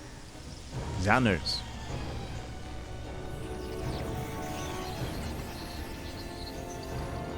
Zoun, he is aware.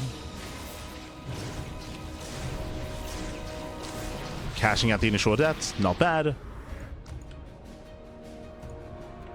Yes, Wesley does catch the adept. He's now moving out across the map, and meanwhile, Zoun is getting in position. He's got his double stalker here at the natural, and likewise, shield battery in the main. So far, so good. But as SOS forces a more defensive stance, he expands. Faster third. Again, SOS, he's been so greedy here. Fast natural, fast third base. The Oracles, they don't really hold their own when it comes to the any kind of mid-game engagements, but they're at least threatening his opponents, and they're forcing Zoun to stay at home. They're forcing a more defensive stance.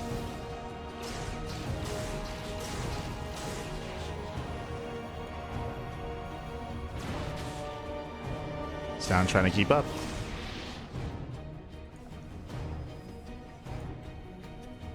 As he rescouts and he reconfirms the faster third as well. So Zoun, he's aware that again, he's still slightly behind economically. The Oracle pokes in, gets 2 probe kills, not bad. Takes down 2 workers, pulls away. But Zoun now has Blink. Blink is done. We have how many gateways? 3 gates in the main. Zoun can start to be active. He can start to poke in.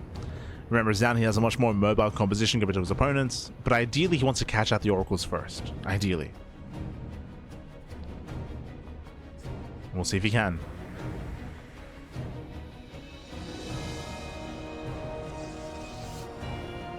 Meanwhile, fake Oracle on the right. Does bait. Double Oracle into the main. Remember, 2 Oracles, they can one-shot probes. They can one-shot workers. And we'll see if he can.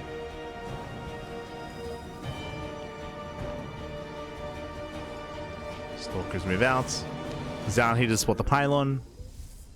So nice catch out of Zoun.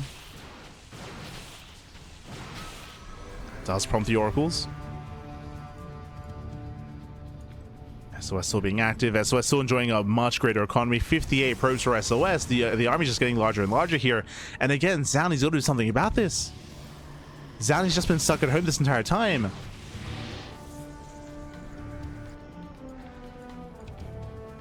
Meanwhile, SOS does find some damage, getting 1, 2, 3 probes. 3 probes go down. Finally, one Oracle gets... No! Oh my, it gets away. The Oracle barely gets away. Zoun, he's still stuck at home, and we have to push. Here comes the War Prism. Here come the reinforcements. Zoun, he's sending everything across the map.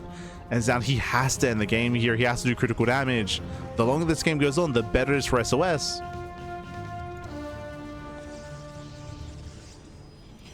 The better it's going to be.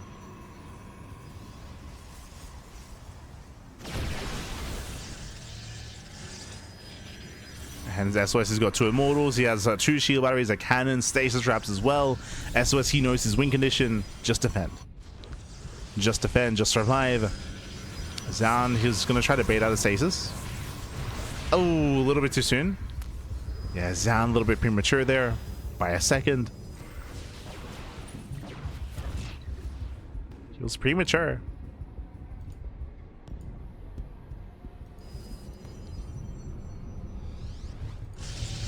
As Zoun claims a 4th.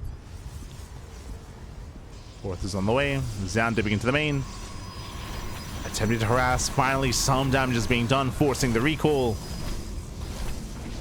Zoun pulls out. Pulls out of the main base. Main army pull back home as well. Zoun is still trying to play catch up, and that means that SOS, he enjoys the greater economy now into a larger army. We should soon be seeing another expansion here by SOS, and it'll be soon time for SOS to move out. It's soon time.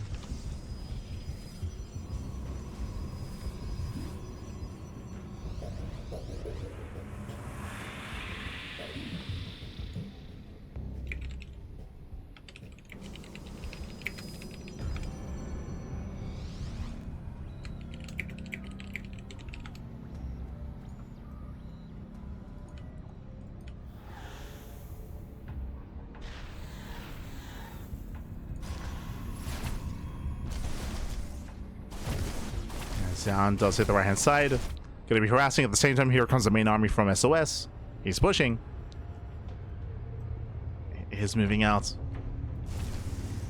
4th base is denied. Warp in is the main. Okay. Does get the warp in. Zealots hit the main base. The main armies, they pass by each other. And Zoun, he's gonna force SOS to react.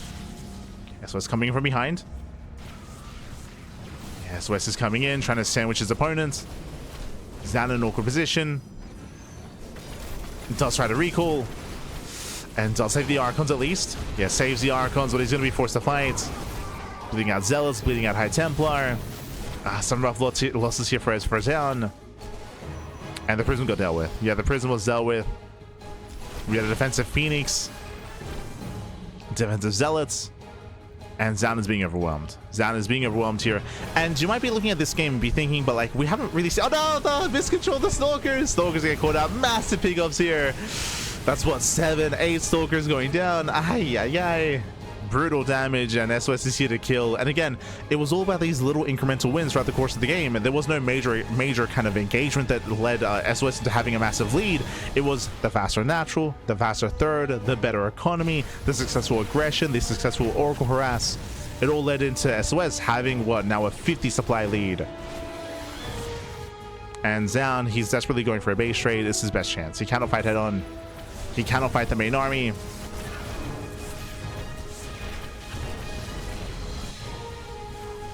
Zoun straight up slipping in towards the main. Takes down the natural. At the same time, SOS is also pushing in towards the main base as well. Yeah, SOS is overwhelming. And again, SOS in a head-on fight will win this. He will win this in a head-on fight. The base trade is the best chance here for Zoun. Now pushing into the third. Oh, does catch the probes. Okay. Workers are getting caught out. Zoun, he already has bottom left. True. He already has an expansion. Zoun, he will evacuate. So does SOS. Both players get out. Zoun, he can afford another Nexus. He's got 500. Oh, never mind. He just threw down a bunch of cannons and shield batteries. Oh, sorry, that's SOS. I was looking at the wrong bank. But SOS does set up a ninja base here on the top right. Zoun, likewise, also doesn't have enough resources for another Nexus. He has bottom left instead. He has bottom left, so we do have both ninja bases.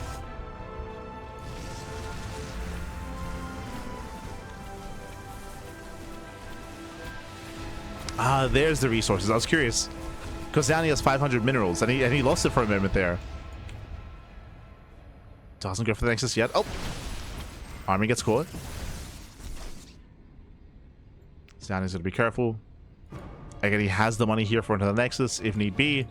SOS does find the Nexus. He's going for it. Does veer off.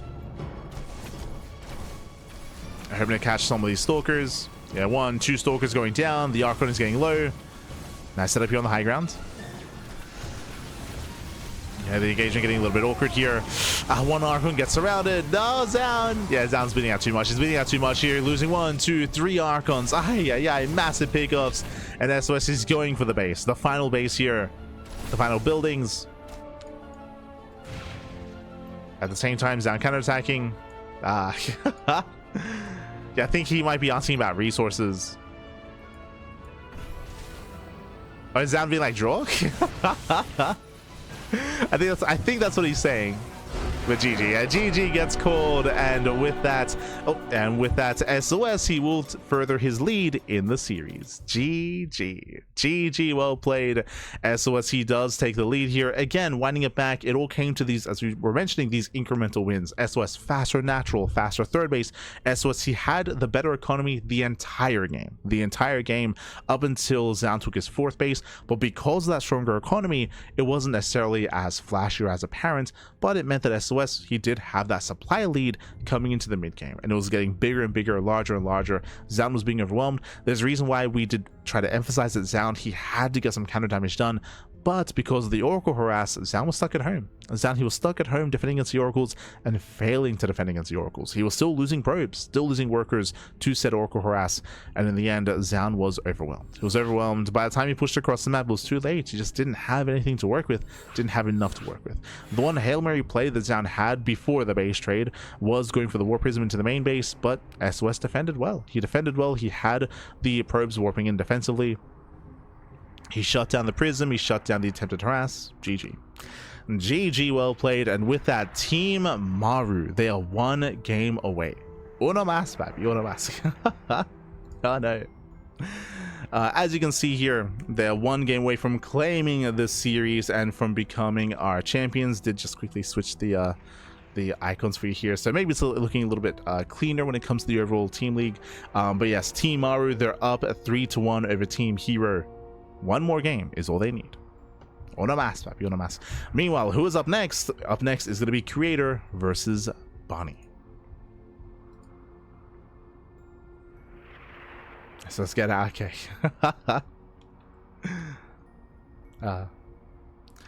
But there it is. We did. Jesus, yo, the BM, the harshness out of some of the out of SOS and Solar. Aye. But here we go. We have our current score lines, as you can see here in a more visual setting. We have Creator versus Bunny up next. Creator versus Bunny here. Creator, of course, for Team Maru. Bunny for Team herO. PVT. It's going to be on Title Citadel. Oh boy. Potentially the final game of the series. Potentially. If Bunny can win this game, of course, he can start the comeback for his team, and then we can get into the Maru Rogue series or the Cure Nightmare series. But again, the pressure is on.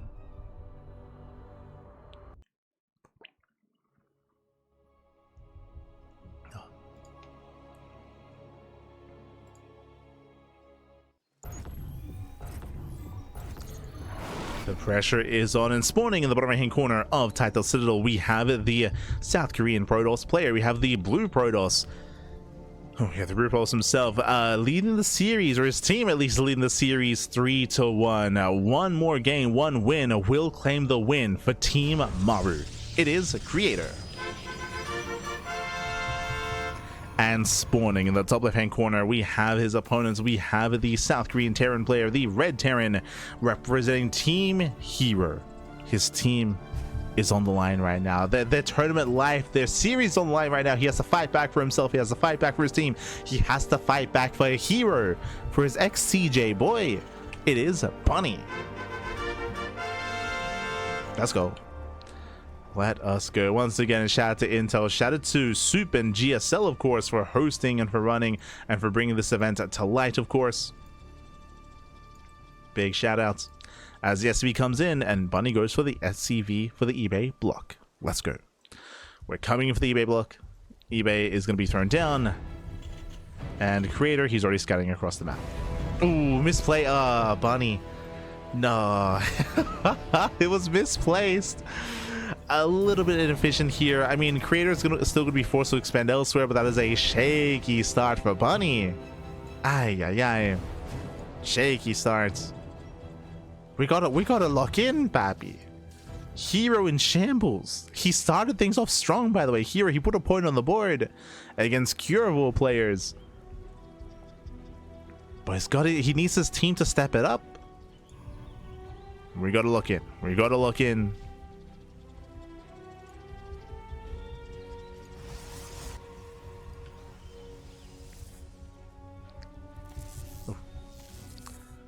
As of course, we do force the unnatural natural. Creator expanding here at the third location. Bunny does cancel, and Bunny can now attempt to abuse this position. For now, though, just going for a Rax expand. Economic follow-up here out of Bunny, not going for a faster factory. The follow-up, though, is what we're curious by. How aggressive is Bunny going to be in the mid-game, if at all? Of course, Bunny is known for his 2-base play and his 2-base aggression in TVP. Is known for it. We have a safety shield battery on the way for Creator, and Creator, he does open up Stargate to defend.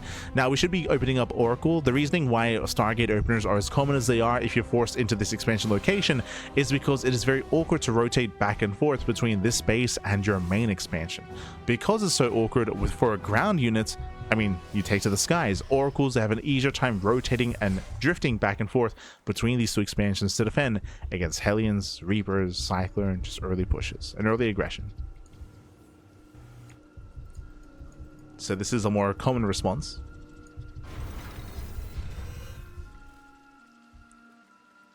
Meanwhile, I believe Bunny, he did not confirm. No, sorry, he did. No, sorry, he didn't. So did not get behind the mineral line.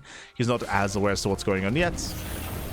Just now getting his own natural up and running. Safety bunker is done. And we are settling in.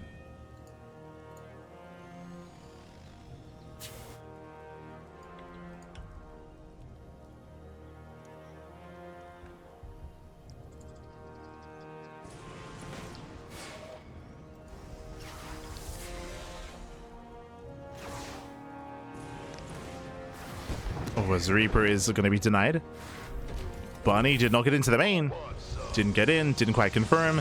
I assumed it was going to be Oracle, but no, we're opening up Phoenixes. Okay, going for the Phoenix opener instead. I mean, this is a secure way to shut down any aggression, of course, but also to gain map control to move out across the map, and this can lead into either Charge or Colossus. Typically one or the other. Hellion does dive in and gets a full scout, confirms the Phoenixes, confirms the Stargate. Bunny does confirm.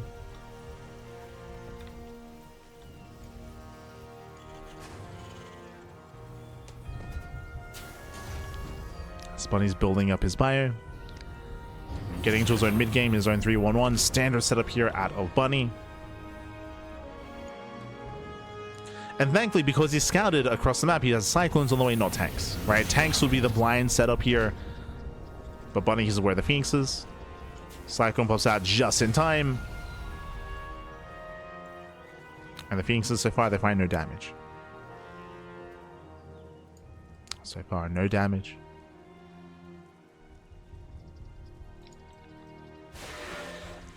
Creator still trying to be active. Shading in towards the natural. Marines are in position. Creator, he doesn't quite commit. I do feel like he could have maybe taken that fight, but we have Ravens and more supportive units, of course. Phoenix is tempted to dive.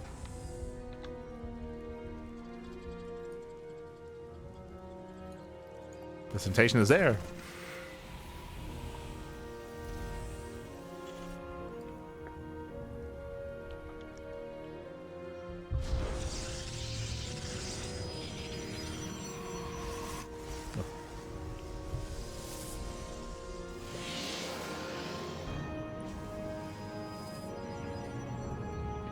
So we are setting up. Setting up, we're settling in.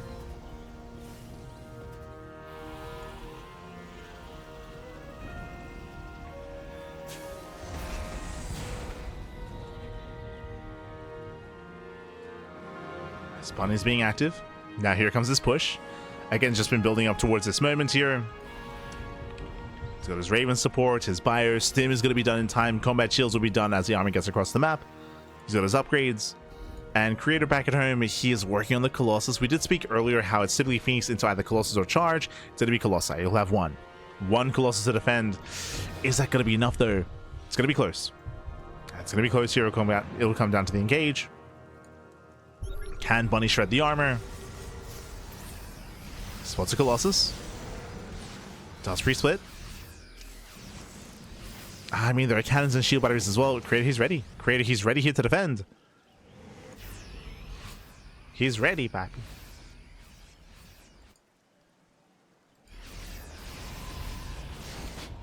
Oh. Mind shot goes up.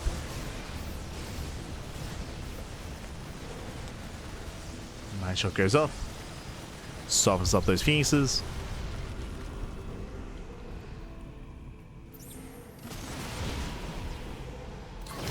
That's why he does commit in. Does go for the armor shred. Does connect. Oh, without a second now. Second Colossus does arrive. Massive swipes going off. Pulls back to the shield battery. Pulls back to the cannon. One Colossus does go down, but only one. As we're trying to stem in, catching out Phoenix is not bad. Getting 1, 2, 3 Phoenixes. But the army does give chase. Oh, the Colossus! Oh, big overextension. Okay. Bunny. Catching out 2 Colossus. That should not have happened. Creator did overextend. And Bunny trades well. He trades well. Catching out both Colossus. Behind this, going for a very delayed third TC. He's still very committed. A late expansion out of Bunny. Bunny, he needs more damage.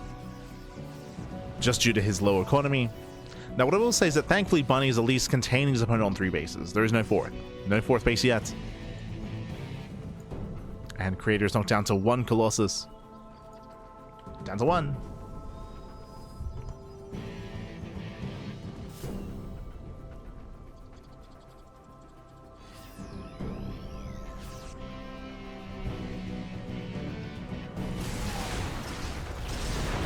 I think they try to catch reinforcements. Nice immunity by Creator. Catching out a Viking. Pulling back the main army. Not bad. As Creator just buying himself more time, building up a second Colossus, throwing down more gateways. And again, we should soon be seeing an expansion. You can see the scan here, Bunny looking for the 4th. Ensuring that there is no Nexus. And we should see one soon. Creator throws it down, but Bunny, he's in position. And you see the force to cancel. It sims in, does force that cancel.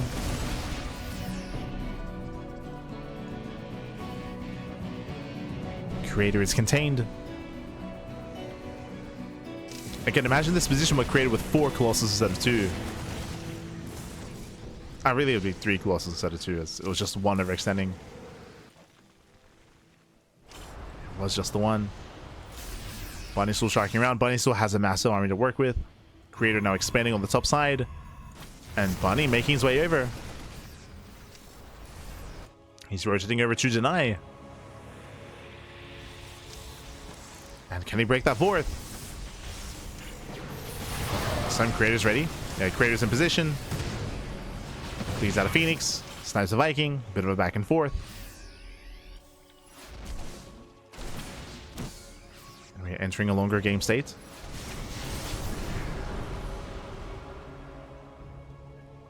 We are getting there.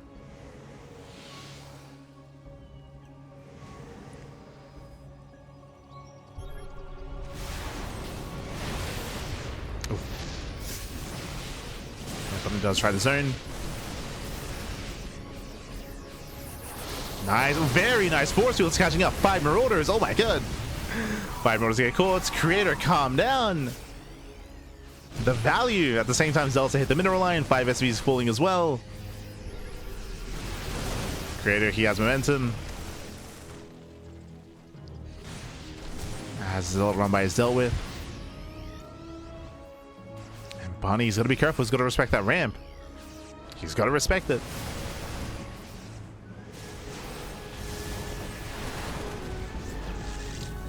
Bunny does catch a Phoenix. Again, the tank, the Phoenix Cannon is going to be reset. Creator pushing into a concave. Yeah, he's overextending. Creator, he does overextend. That was not a fight to take. Creator misjudging the strength of his army. He's being bullied back. Yeah, Creator, he cannot fight head on, not like that. And Bunny has that army supply lead. He's got that army lead. He's got a massive bio force here to work with. We need Storm or Disruptors or something else. The Viking Cannon is just too high. Yeah, he just ignores the Colossus, ignores the Stalkers, diving on the Colossus. 1, 2 Colossus falling. 2 left. And Bunny, he's close. He's close to breaking through. Great, he needs those Disruptors. Now with some well-placed Novas, Creator, he can hold.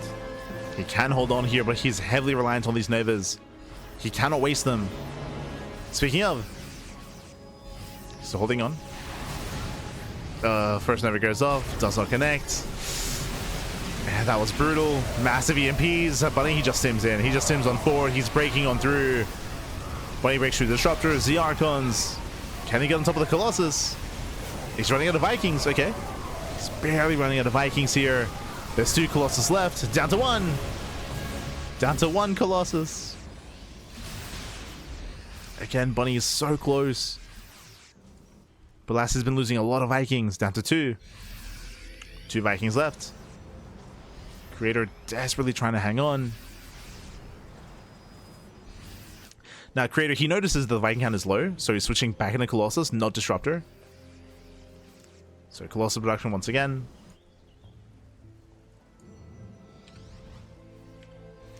Still just 1 robot for Creator. Still barely hanging on. Does catch some reinforcements. Nice moves. Gets 1 Marauder. Almost 2. Oh. Gets a Ghost. Yeah, picks up a Ghost. Forces a Stim. These are all little wins here for Creator, but he needs more than this. Oh, we have a 4th CC on the way. Again, Creator's just trying to buy some time. Recalls back home. I still do favor Bunny's main army, but Creator is getting back up to 3 Colossus. Viking Cannon's getting up there. Up to 8 Vikings. 8, soon to be 10 Vikings available. Only 2 Ghosts, not many EMPs. Okay, true. Yeah, not many. Army comes over behind. Decent Colossus wipes. Vikings, they go to town. They get 1. They do catch 1 Colossus EMP on the Stalkers. Nice catch on the Vikings, though. We're running out of Vikings.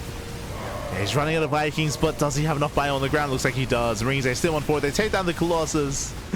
They've overwhelmed the army, and Creator, he does fall in supply. Down to a couple of Stalkers, down to a couple of Zealots. He's holding on, though. He's holding. Oh my god. Sniping all the Vikings. Does snipe the Vikings, pulls away. Colossus still getting up and running. Bunny's looking. Yeah, he's looking for a 5th base. He finds it. Bunny finds the expansion. Bunny getting his own 4th. Oh. His own 4th is up.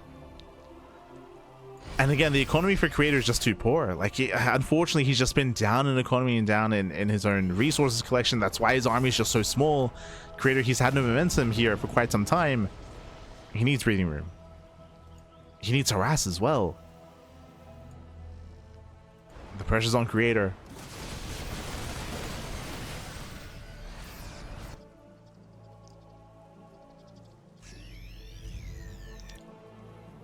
As Creator, he's trying to build back up.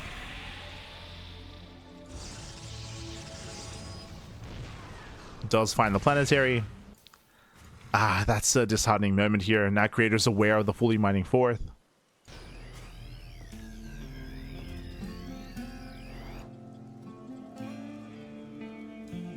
And again, because of the limited economy, Creator, he can only afford 1 robo and 1 Colossus at a time. Typically at this stage of the game, there'd be multiple robos, right? So you can kind of build up your army and support your army as well. But again, that's why we were emphasizing that the economy has been very low for Creator. So very, very low. So he just can't afford it. Not yet.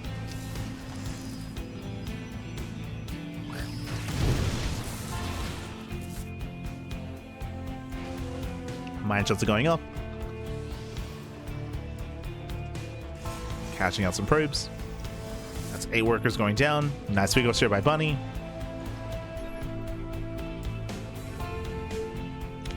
With these gases being taken, Creator can soon afford a second robo. That is true. Creator, he's almost there.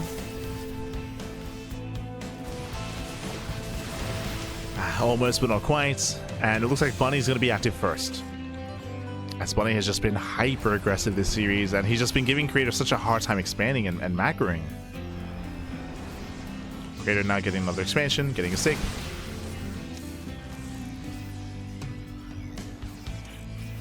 Shows those Novas. Oh! Ooh, my shot goes off. Invitational Zoun. Already nice pickoffs here by Bunny.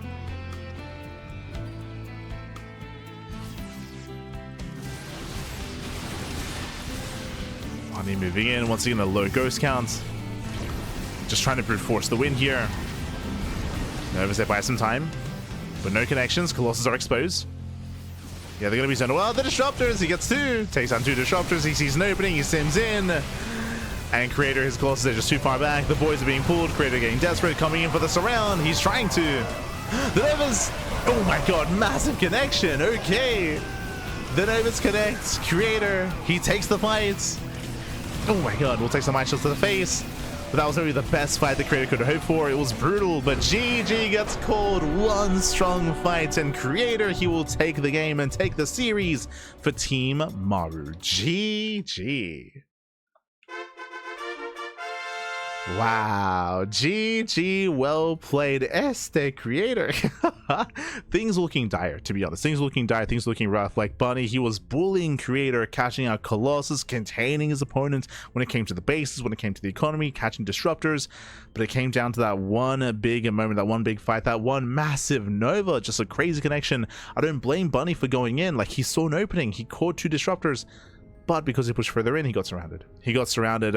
Bunny, he got too greedy. He got a little bit too greedy there. He went for the dive, and in the end, he got punished for it with that. GG, well played. That was meant to be the beginning of the comeback, but no. Team Maru, they claim it. They win the series here. GG, well played. 4-1 over Team herO. And old mate Maru didn't even have to play.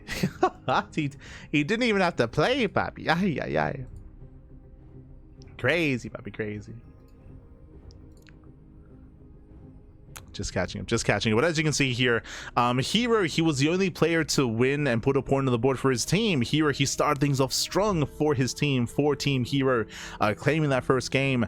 But we saw that Solar, ByuN, SOS, and Creator, Team Maru did carry their weight. They held their own. Maru did not even have to play, by the way. Every other player on his team did, though. Kira being the only player to drop his own game and drop his series, unfortunately. But maybe he can redeem himself in the all-kill formats. Maybe he can. But GG, well played. Again, that was our first series of the broadcast. This is merely only day 1 of the GSL CK. We have wrapped up the Pro League format, and Team Maru are victorious. And now we're getting ready for part 2. We're getting ready for the all-kill format. How do these 2 different formats work? Well, Pro League is that you have these lineups, right? You have these 1v1 kind of lineups that are revealed at the beginning of the series, and they face off against each other to formulate this greater best of 7. Up next, though, is going to be all-kill format. What does that mean? All-kill is, if we had this setup, for example, if herO and Cure were the starting players, and if herO won that game, herO stays on. herO, he stays on, and then Team Maru, they've got to send out player after player after player until they can bring herO down. And if they fail to, I mean, that's where you can all kill, right? It's a format that allows for all kills to occur. Otherwise, you can have a back and forth, of course, but it's basically a player stays on until they're knocked out. So up next is going to be an all-kill format. We're going to be keeping the teams, of course. Team Maru consists of Cure, Solar, ByuN, SOS, and Creator, and Maru himself. Meanwhile, Team herO is Classic, SHIN, Zoun, Bunny, Rogue, Nightmare, and herO himself as well. So Maru, they've taken this first win, and if Team Maru wins the all-kill format as well, then they will just win and be victorious here in day 1. Otherwise, if herO win the all-kill format, then it goes into the ace match, a super ace match instead. We'll see if we can get there. For now, though, we're going to be cutting to a break. We're going to be cutting to a break here, and when we come back, we'll have our starting players, and we'll have our next series. Up next, All Kill. See you soon. See you soon after the break.